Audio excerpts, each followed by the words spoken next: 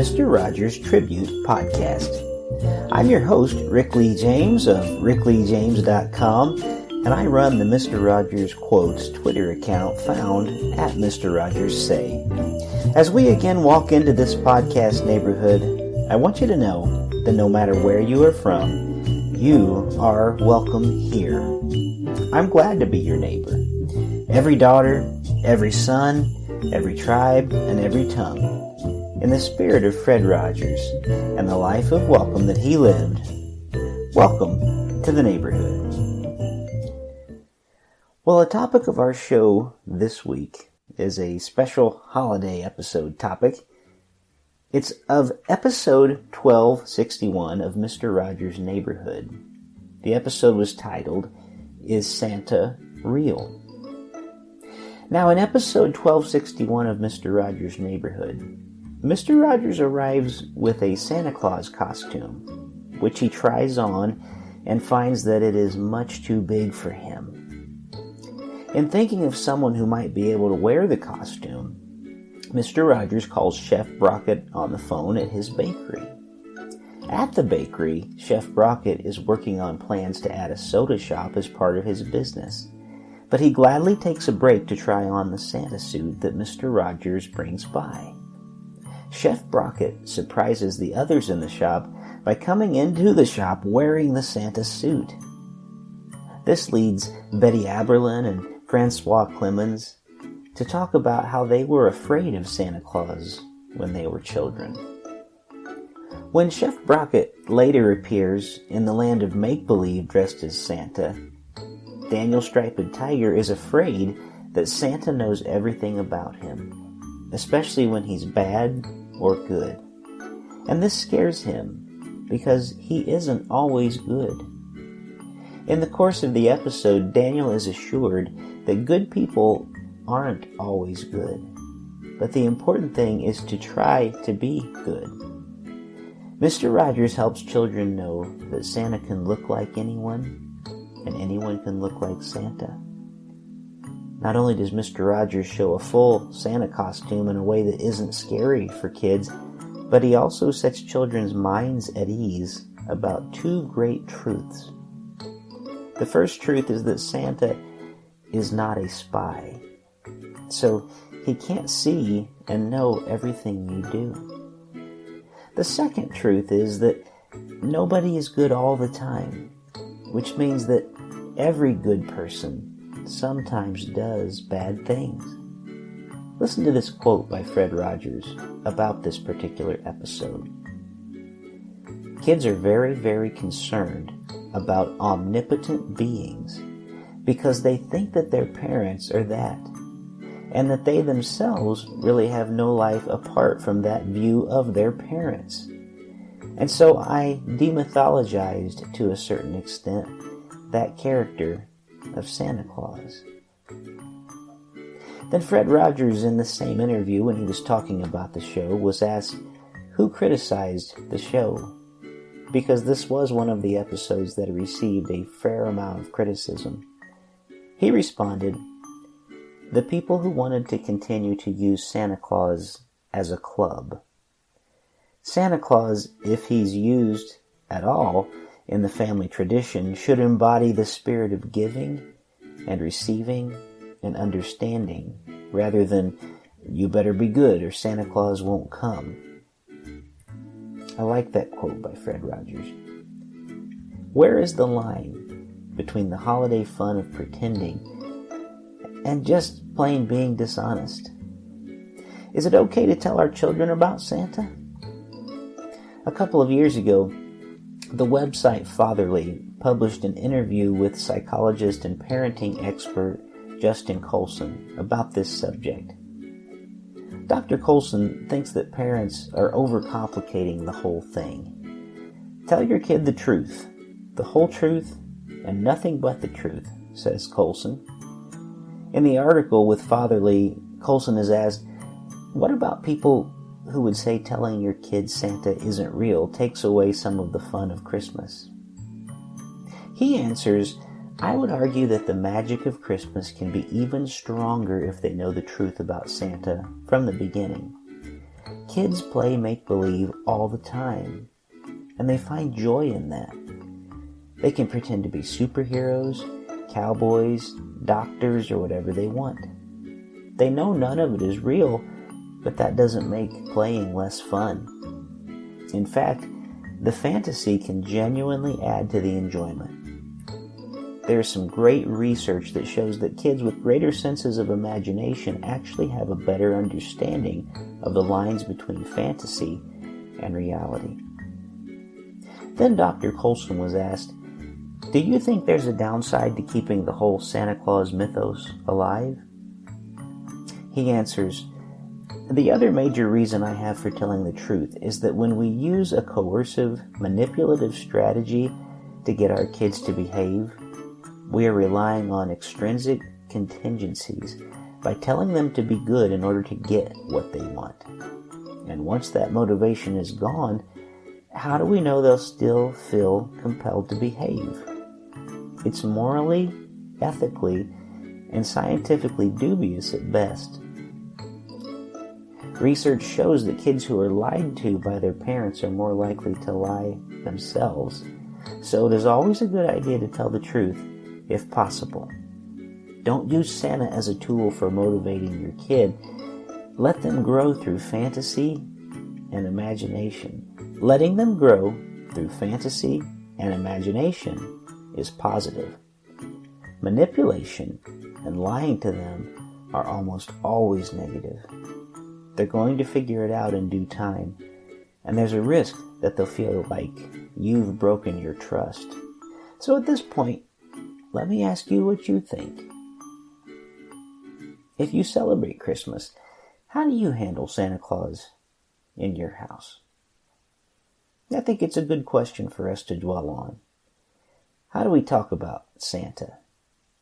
How do we talk about pretending? What would be the kindest and best way to do this?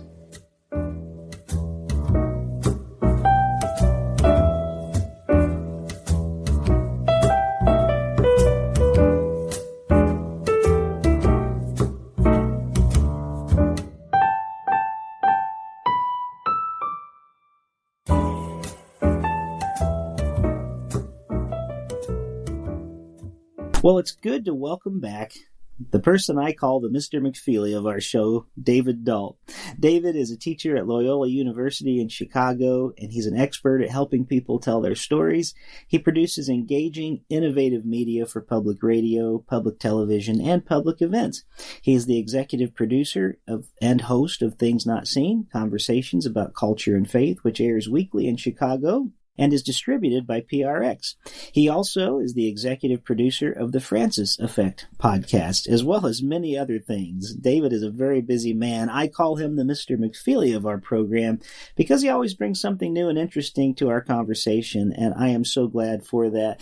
David, welcome back to the neighborhood. Rick, it is so good to be back with you, and I am glad to reconnect with all the listeners of the Welcome to the Neighborhood podcast. I have enjoyed very much all of the episodes you've been making since our season ended, and I'm hoping and looking forward to when I can be back with you in a more regular way. But I'm so thrilled to be with you today.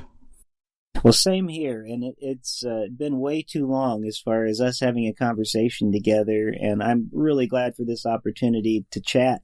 And this is a special episode that has to do with the holiday season, and in the intro to this show leading up to our conversation, we were talking about a particular episode of Mr. Rogers' Neighborhood where he deals with imagination and pretending, and he actually wears this Santa Claus suit, and it's too big for him, and several different things happen, and I won't recap everything that I spoke about in the intro of the show, but it makes for some interesting conversation, especially for us, I think, as parents. And I did want to let our listeners know as we begin our part of the conversation together that we're going to be speaking about Santa Claus today in a bit more of an adult way than you might want to talk with your children.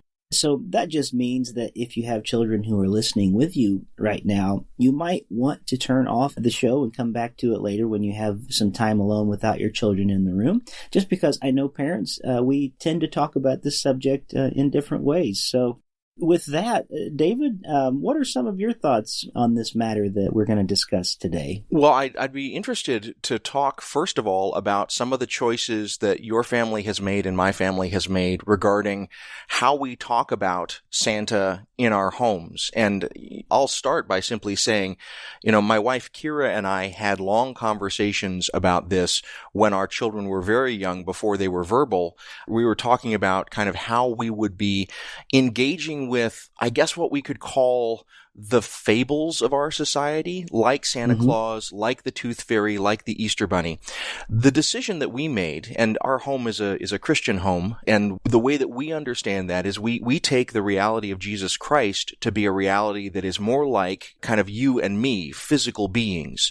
We don't think about Christ as a mythological figure, but we really asked ourselves and thought about what it was going to be like if we were to suddenly say, well, there's a very real person who comes down the chimney, and there's a very real adult-sized bunny that shows up and gives you candy, and there's a very real kind of fairy that comes when your teeth fall out and gives you little change under your pillows. And we wondered what it would be like for our children to find out, one after the other, that these entities that we said at first were very real weren't real. We were worried what effect that would have when we said, and also Jesus Christ, your Lord and Savior, is very real. And they would start to say, well, is Jesus Christ real in the way that the Easter Bunny is real, or in the way that Santa Claus is real, or the Tooth Fairy is real? I recognize that different families make very different choices around this, both from the religious side and from the side of the kind of legend and mythology. And I respect families raising their children the way that they wish to. For our family, we made the choice to kind of make a bright line between entities like Santa Claus and the Easter Bunny and the way that we talk about someone like Jesus Christ or Moses or the Virgin Mary. And so those become important in our home and get talked about in a way that is different in its quality than the way that we talk about Santa Claus and the Easter Bunny. And so what we've been saying to our children since they were verbal is that it's a very important part of our culture. It's a very important part of kind of the way that families raise their children, and that oftentimes people will show up in spaces like schools dressed as Santa Claus or dressed as the Easter Bunny. Both of these things happened at my children's school.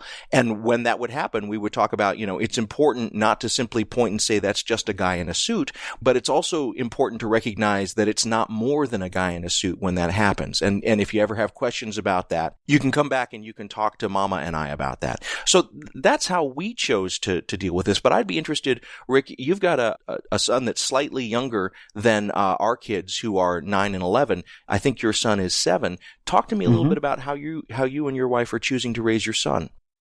Well, I think it's very interesting to have conversations like this, especially when we're talking about, like, when we use a word like what is real, or even what is truthful, at times when we're talking with children, because I've always tried to be very truthful with my son about things, but I don't know that we've ever discouraged him necessarily from believing in Santa at times. And I just want to share quickly as where my thinking comes from a little bit. Fred Rogers used to say children have a wonderful way of discerning the truth, even when we think it's being hidden.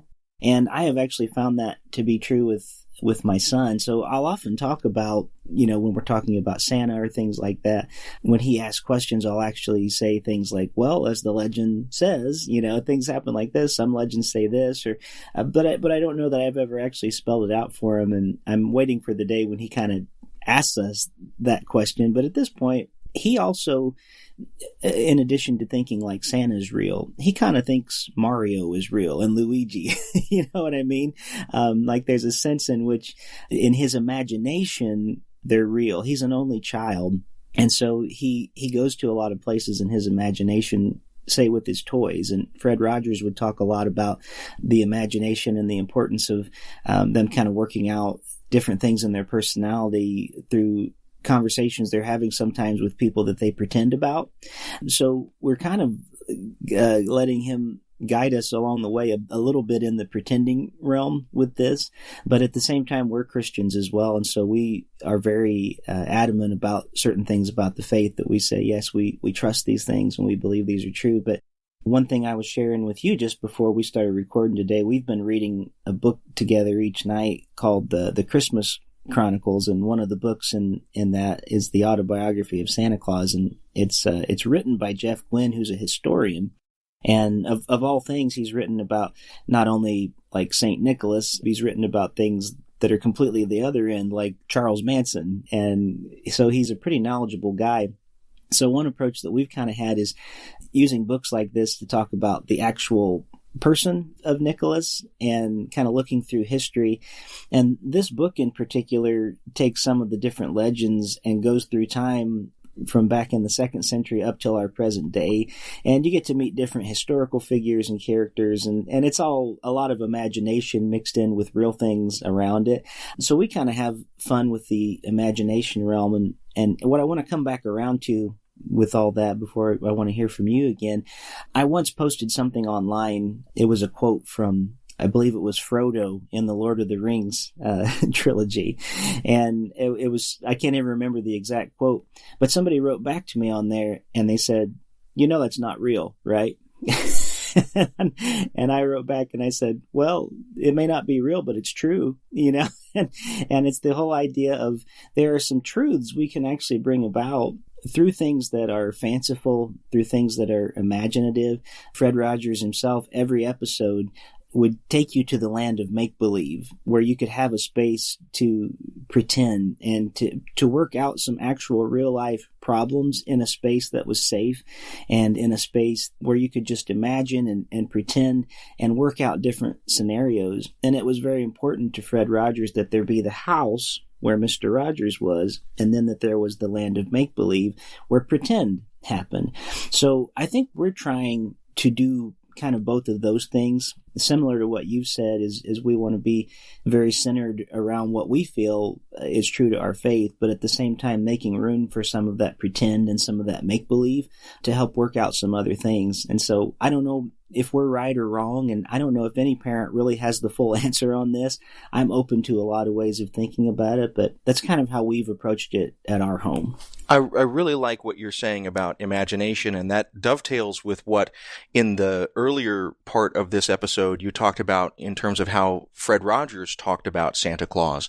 That if Santa Claus draws you more towards the notion of giving to others and caring for others during this season, then probably however you're teaching Santa Claus in a way that is useful and helpful.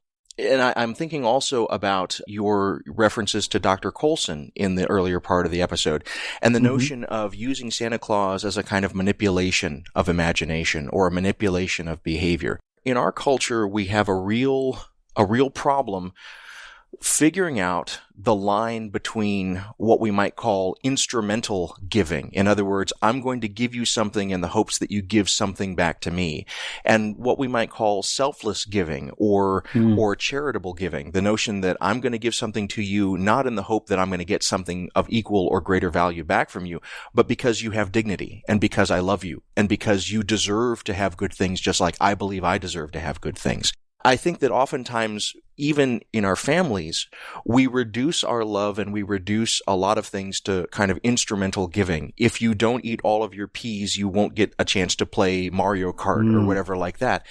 And that is part of a larger system that we exist in, where a lot of our relationships are reduced to being instrumental relationships, a kind of economic relationship, if you want to go in that direction.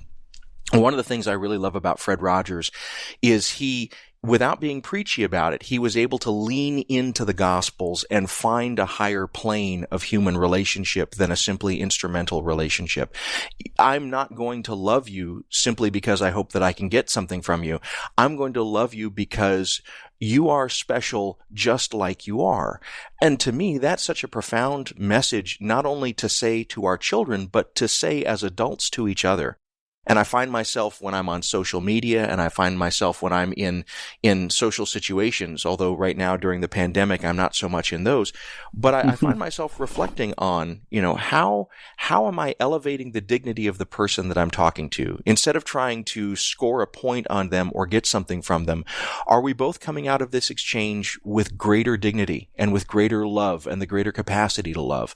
I think that's part of what Fred Rogers was trying to teach us as children, and I think that's what, as I return to his messages as an adult, that's what I resonate with, is this notion that if we're going to bring in a story like Santa Claus, we're going to bring Santa Claus into our family in a way that will help us elevate the dignity of our interactions and the dignity of our love to one another, rather than trying to make it be, well, Santa's always watching. This is Dr. Colson's sort of notion, sort of like a camera on the wall or the Alexa on your table, always watching, always listening, and always trying to figure out the next thing that you're either going to do to show that you deserve the toy that you want or you don't deserve the toy that you want.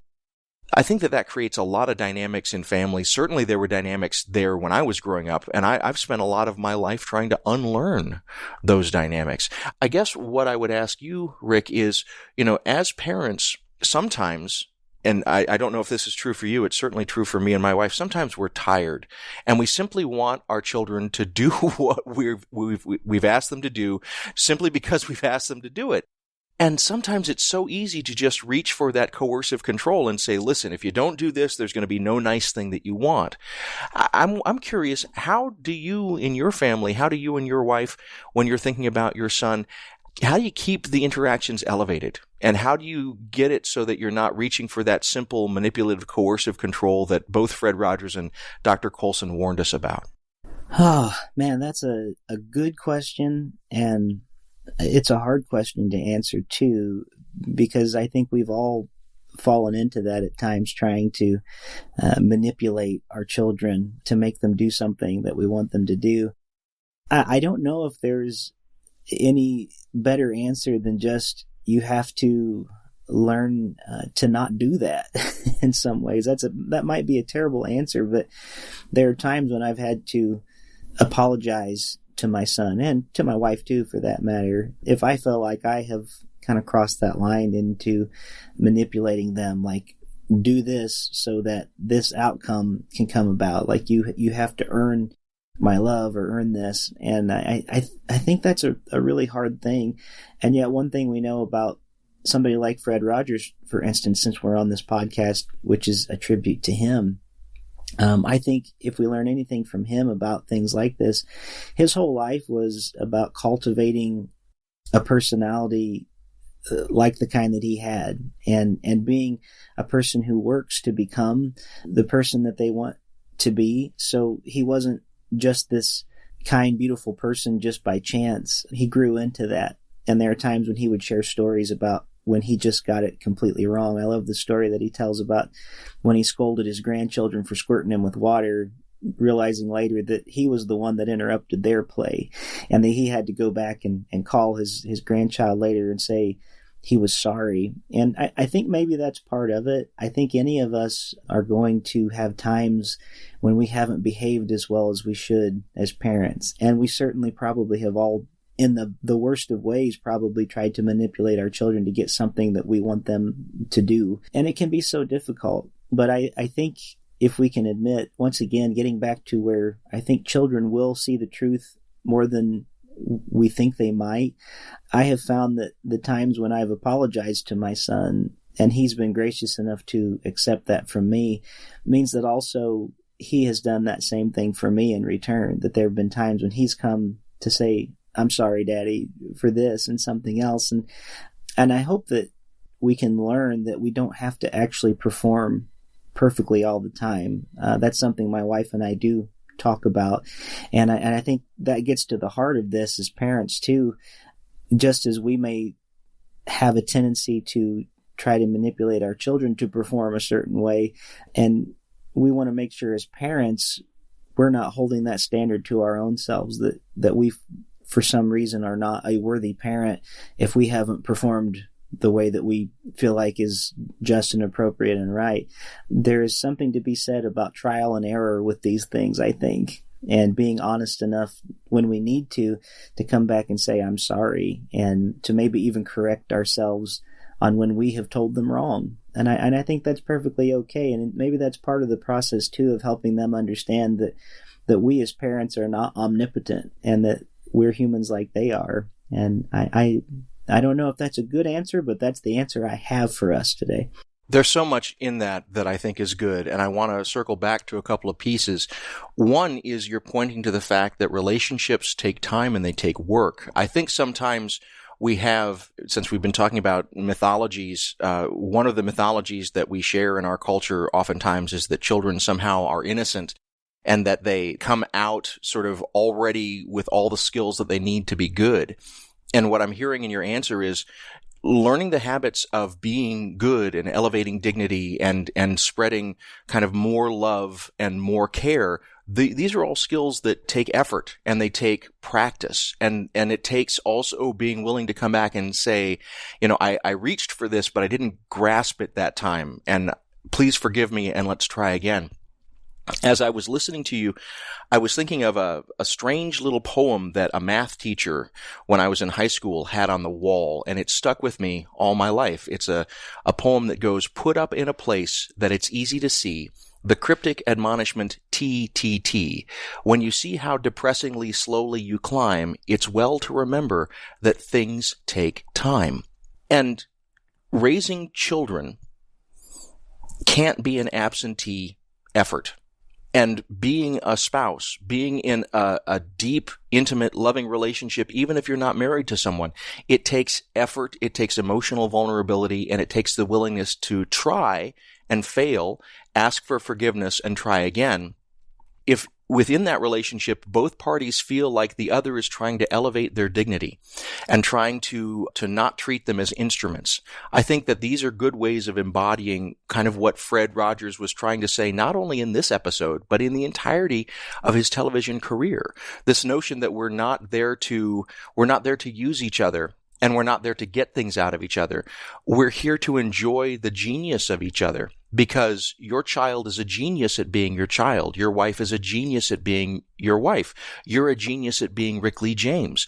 And interrupting the play, the genius of that, is in some ways making the relationships less, trying to stop for a moment and get something out of you other than the best Rick Lee James that I can ask you to be. I'm asking for less of you, and I'm asking for you to interrupt something in the same way that Fred Rogers interrupted the play of his grandchildren. I really like your answer because, there's so much richness there, and I feel that it's rooted in kind of what Fred was trying to teach us.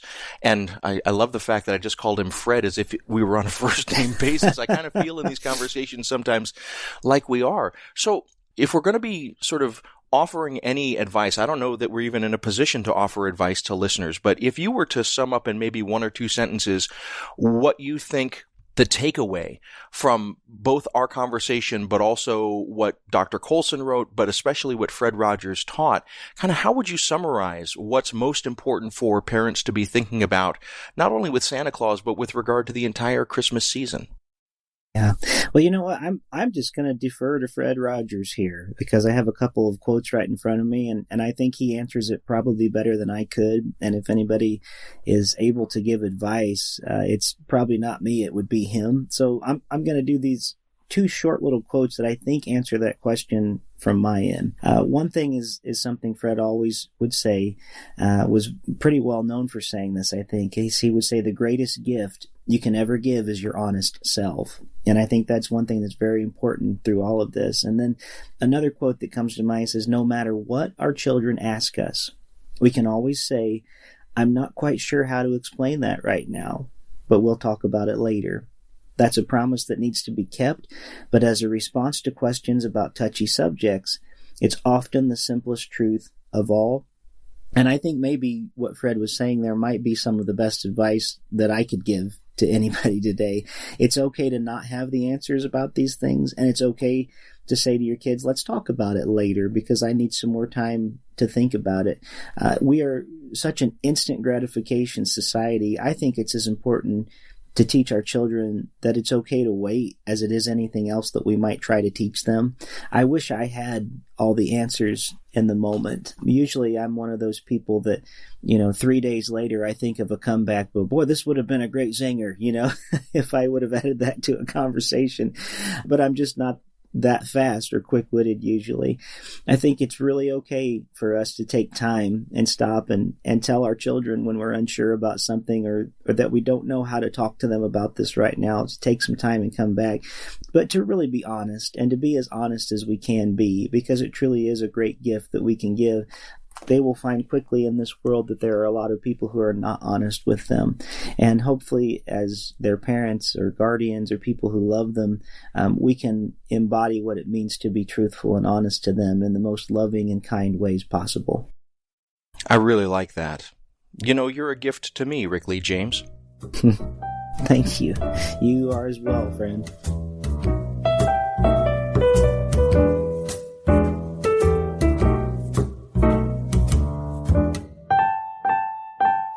Well, incidentally, this episode aired on February 19th of 1973. This is the first series episode to use the closing song, It's Such a Good Feeling. This closing song continued as the closing song until the end of the series in 2001. As I leave you with these questions about how to handle Santa Claus in your house and how to celebrate Christmas and how to best care for our children, I think maybe one of the best things I could do is leave you with that closing song by Fred Rogers himself. It's such a good feeling. It's such a good feeling to know you're alive. It's such a happy feeling. You're growing inside, and when you wake up ready to say, I think I'll make a snappy new day. It's such a good feeling, a very good feeling. The feeling you know that I'll be back when the day is new, and I'll have more ideas for you, and you'll have things you'll want to talk about. I will too. You always make each day such a special day. You know how? By just your being you. Only one person in the whole world like you. That's you yourself. I'll be back next time. Bye-bye.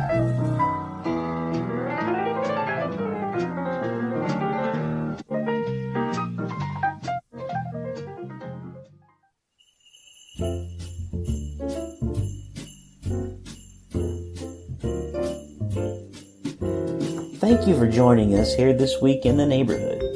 Music featured on today's podcast was Nouvelle Noel by Kevin MacLeod. Special thanks to the Mr. Rogers Say community on Twitter. I'm your host, Rick Lee James. My Twitter account is Rick Lee James, at Rick Lee James rather. My website is rickleejames.com. My other podcast is Voices in My Head, the Rick Lee James podcast.